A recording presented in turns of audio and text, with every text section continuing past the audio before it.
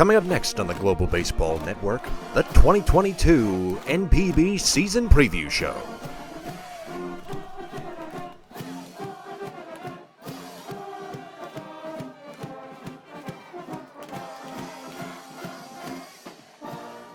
A very good afternoon to you baseball fans. This is Marshall Alert. Welcome once again to the Global Baseball Network. And on today's show, we're going to be bringing you our 2022 NPB season preview. You can probably guess what a season preview traditionally looks like. We're going to be tracking the storylines from last year and how they're tracking into the development of this new season. And of course, bringing you our projected lineups for all 12 teams in NPB. Let's get down to it. We'll talk a little bit about last season before we get started. Last year, we had NPB's worst teams from 2020 go all the way to the Japan series to battle each other for supremacy. We also had two perennial powerhouses in Central and Pacific League falling in the standings uncharacteristically. And we got to witness the best season of Hiroshima Carp superstar Seiya Suzuki before he was posted to, as of the recording of this video, the Chicago Cubs in Major League Baseball. So with these things in mind, let's take a quick look at all 12 teams of NPB and see how their 2022 is going to shape up. We'll start in Pacific League with the Oryx Buffaloes. Now, they usually brought up the rear in Pacific League every single year before 2021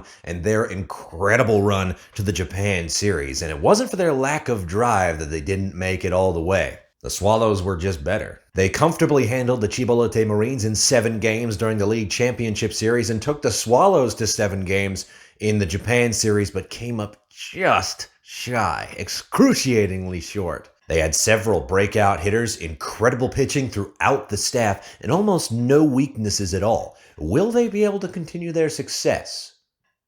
Yes, they will. Guy, of course, you want to look out for in the lineup, losing his number 34, but 7 I think is going to be a bit more of a memorable number for a hitter like Masataka Yoshida. There's the slash line of dreams there you see on the screen. But of course, Yutaro Sugimoto, can't forget about him, the big breakout cleanup man. At his advanced age, finally had his breakout season last year, 32 home runs in 2021. And then, of course, they have the best pitcher in Japan, possibly in the world, in the person of Yoshinobu Yamamoto. Look at those numbers, man. They just terrify me. Now on the other side from Central League, the Swallows had pretty much every single possible thing go right for them.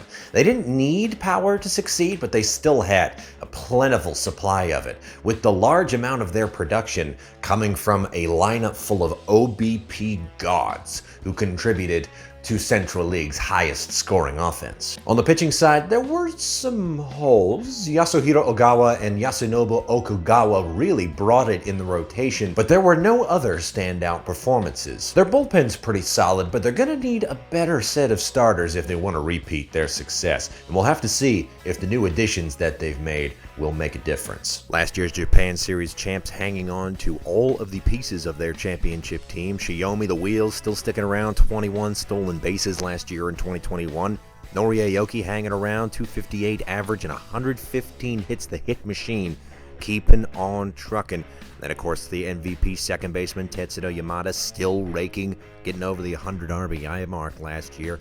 And then Munetaka Murakami, 100-plus home runs and only 22 years old. His ceiling is far, far away, and we should all be terrified when he hits it. And lastly, of course, hanging on to their ace, Yasuhiro Ogawa. The big issue the Giants had last year was that their pitching almost completely fell off the map. Their normally reliable set of starters just couldn't produce at a high level anymore. No one really knows why. Their offense took a little while to wake up, but when they did, they were passable. The big issue there is that they're getting old, and consistency may become untenable here pretty soon if the bright spots in the lineup are not nurtured properly. They made the playoffs, sure, but just by the skin of their teeth, and the Tigers are not looking like they're going to implode at the exact wrong time every single year. 3 superstars in this Giants lineup, 2 of the 3 are over 30. Sakamoto, getting of course over 2,000 hits in 2020, had a real down year last year. 271, still pretty respectable, but a bit down for him. 265, speaking of, for Yoshihiro Maru, did manage to get over the 20 home run mark, but that's about it despite his hot streak. towards the end of the year. The bright spot, of course, is that cleanup spot in the person of Kazuma Okamoto, only 27 years of age, 39 home runs last year to lead Central League jointly with our friend Munetaka Murakami. So we'll see if the advanced age of this Giants lineup continues to slow them down this year. Similar story in Fukuoka, but it mostly had to do with injuries for the Hawks. Their two key contributors to their offense and on the mound both suffered significant injuries that seriously impacted their on-field production. Just like the Giants, there are some aging vets in this lineup, but they've shown fewer signs of slowing down, and they're working well with the new core to find ways to fit it all into the fold. And unlike the Giants, I think last year was a fluke. I don't think that the Hawks are going to be missing the playoffs this year. Those contributors to the Hawks' success, as I'd mentioned earlier, were Senga and Yanagita. Both went down for several months, but they did come back to have pretty solid seasons by their standards. 28 home runs and a 300 even average for Gita. And then, of course, for the ace of the staff, Senga did manage to get to 10 wins and kept his ERA under 3. He is eligible for international free agency this upcoming season, so we'll see if we can maybe find him in a major league uniform in 2023. But of course, can't forget Ryoya Kurihara, the big powerful leadoff man, former catcher, now first baseman, and then of course plays in the outfield too. 275, getting over the 21 home run mark as well. Those Tigers are a very hard team to read. It looked like everything was going to happen for them last year, but the wheels fell off at a really bad time, and the fans of Nishinomiya were left with just more heartbreak. This was, and still is, a very fun team to watch. Terrific speed, good but not great pitching, pretty solid defense, and offense that is getting better with every passing year. They owned the Giants last year in the regular season and were one of the few teams that were able to slow the Swallows down once they got hot at the end of last year. Can they repeat their success and possibly make the Japan series this time? I think so. Down year for Yuki Nishi. We could see Koyo Aoyagi stepping into the ace role, but until opening day runs around, we'll probably not make that call. Nishi last year, ERA near 4, and only 95 strikeouts in several starts. Just kind of a disappointing year for him, but of course the lineup is where things start to get interesting. They balled out last year. Chikamoto leading things off, 24 stolen bases and a .313 average with a little amount of pop there sprinkled in there with 10 home runs. Nakano, the shortstop, led all of Central League with 30 stolen bases. Sato, the rookie right fielder, 24 home runs. Had a really nasty hitless streak towards the end of the season that cooled him off pretty quick, but still a very dangerous power threat indeed. And speaking of power threats, Yusuke Oyama had close to 40 home runs in 2020, came back with 21 in 2021. They brought home runs, they brought extra base hits, they brought the highest scoring offense in Pacific League, but they failed to bring consistently good pitching, unfortunately. Yeah, the aging Marines rotation was unable to control most of the offenses that they pitched against last year. The bullpen, however, was very, very impressive. So if the starters managed to make it through 6 innings, they could usually pull out wins. In the playoffs, though, they couldn't, and that was what killed them against the Buffaloes. The pitching might be getting a little better, though. Ayumi Ishikawa has had better seasons as the Marines ace, but still pretty respectable with that 3.38 ERA. As for the offense, the foreigners are the main contributors there. There you see Brandon Laird, 29 homers, and Leonis Martin with 27. They were the big RBI man in the middle of that order. But can't forget Takeshi Ogino, 296 average with 169 hits and adding 24 stolen bases on top of his already splendid defense in left field. The Carp had a terrific run towards the end of last year, but unfortunately just could not catch the Giants. Their issues from earlier in the year reared their ugly head, and it was just too much to overcome. The offense, though it took a little extra time to warm up, was young, exciting, and productive. The pitching, unfortunately, could not find a way to get things going, and that's what's going to have to improve if they want to shore things up. I'm excited to watch all of these young guns, though, and if things get tightened up in the pitching rotation, one more starter comes out of the woodwork, and the bullpen is improved, they can make a run. Masato Morishita unquestionably emerging as the ace of the Carp staff after Osura falls off the map, and Curry just doesn't really measure up.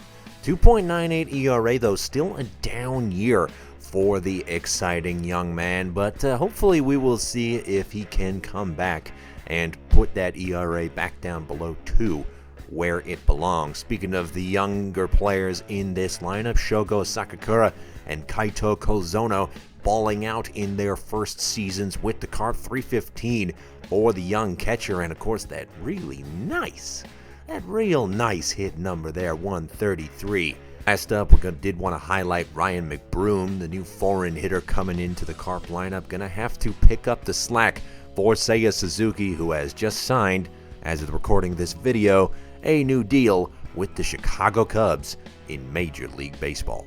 The best pitching staff in NPB is back for another year. For the Eagles, the pitching is what wins them their games. Their offense lacks power, but there is a handful of scattered hitters throughout the lineup, all working around their linchpin first baseman. They held first in Pacific League for a while because they were able to quiet most of the offenses that they went up against last year. But when it came to clutch hitting, they just couldn't produce, and that was what killed them against the Marines in the Climax Series. They did manage to get a handful of new additions for the offense over the course of the offseason, so we'll see if that can put them over the hump. Masahiro Tanaka will be back, of course, for another year as the ace of the Eagles staff, and now, of course, he will probably be fully readjusted to NPB, and that should be what scares you. That linchpin first baseman, of course, looking up on the 4th spot of the lineup, is Hideto Asamura.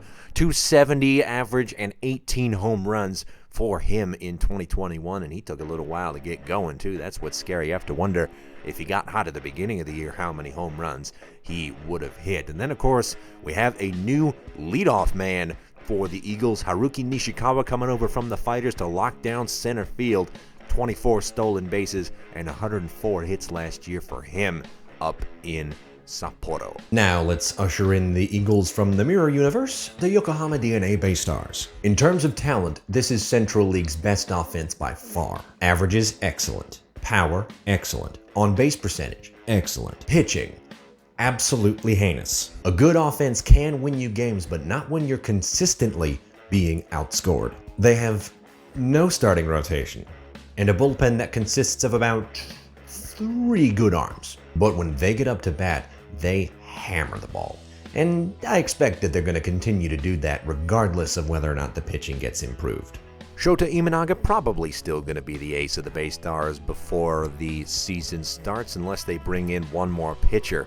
But I think that's probably going to stay the same. But there you see the talent on display in this Baystars offense. If they had good pitching to go with it, they would win Central League easy. Kuwahara 310, Keita Sano, former batting champion, 303.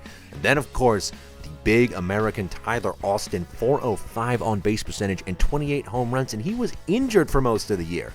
He is going to light the league on fire this year. At least on paper, anyway, huh? Well, at least we know their manager will be entertaining.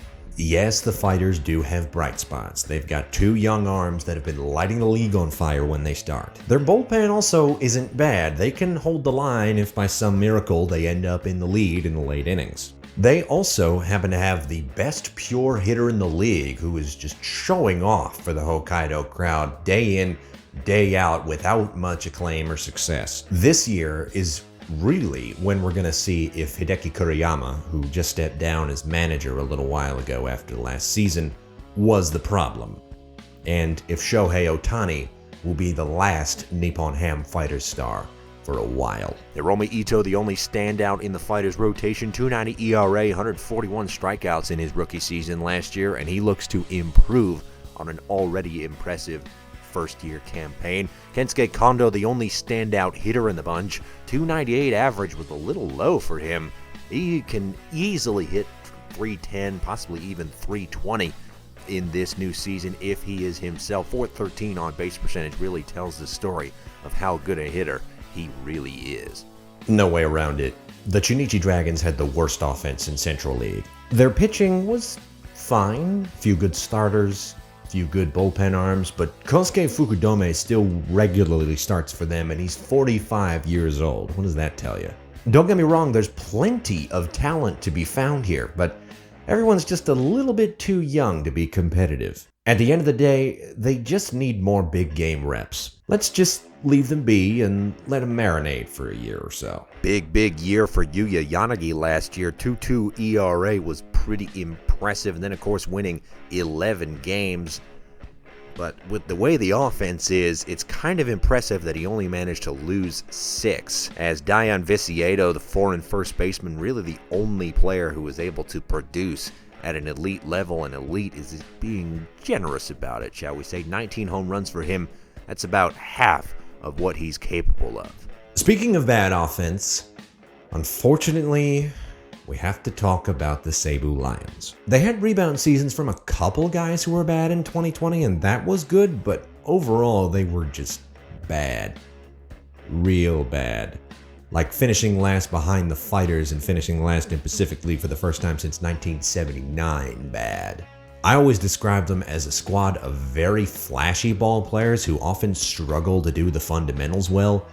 Last year they couldn't do anything well. They had no offense, no consistent pitching success, horrible defense, and their only true all-star was a closer who had to break a freaking scoreless inning streak record to get noticed. Where to go but up in Saitama?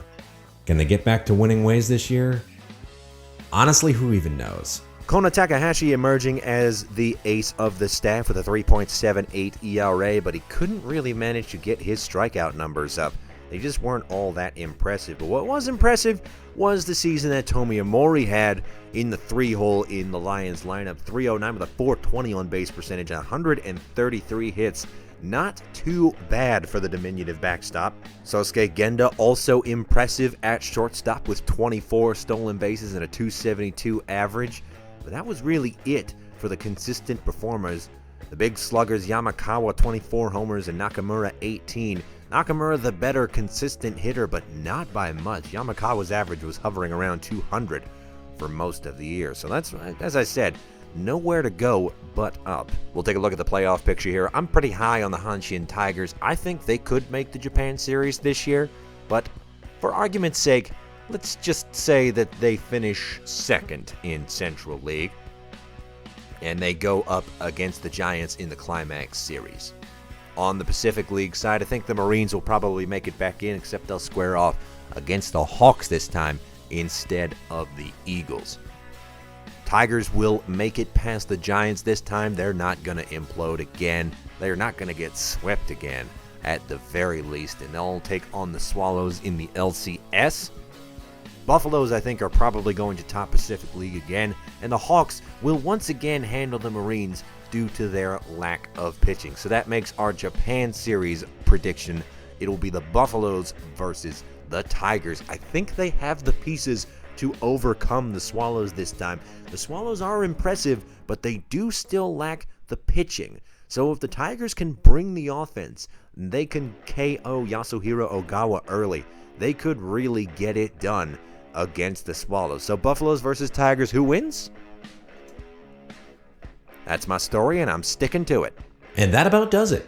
If you're planning on watching NPB games this year, there will be links to Pacific League TV that'll cost you about $12 a month in the description down below. And of course, you can always follow us on Twitch for live broadcasts of NPB games in English. Also, do let me know your picks for the season in the comments down below, and please be sure to stay tuned later on this month for our league guide to the Korean Baseball Organization. And I think with that wrapped up, let's just do the normal end card stuff. So please do like and share this video if you enjoyed it and you know somebody who would enjoy it right along with you. And be sure to also subscribe and hit that bell icon just below the video screen there to make sure that you are notified every time we upload a new video to get you your fix of the world's greatest game. I've been Marshall Lamert. This has been our NPB season preview for 2022 here on the Global Baseball Network. Thank you very much for watching. We'll see you in the next one. But for now, that's the game.